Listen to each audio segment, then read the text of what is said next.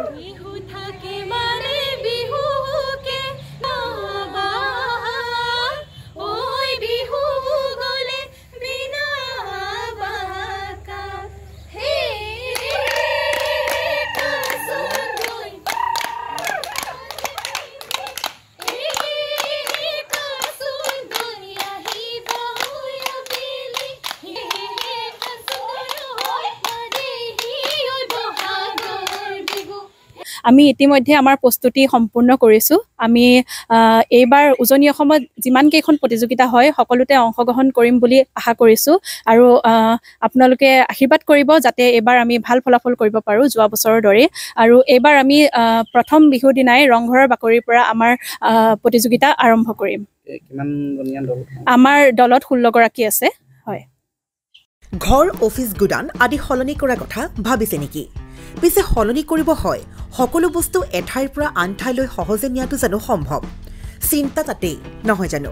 কেৱল ঘৰ অফিচে নহয়, ডাঙৰ ডাঙৰ মেচিন, বাইক, ডাঙৰ ডাঙৰ গাড়ীকে ধৰি সকলো বস্তু। পিছে এতিয়া আৰু চিন্তাৰ কোনো কাৰণ নাই।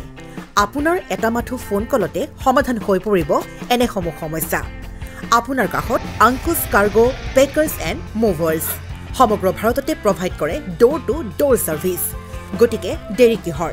এতিয়া যোগাযোগ কৰক 9957630102 অথবা 9546214823 নম্বৰত।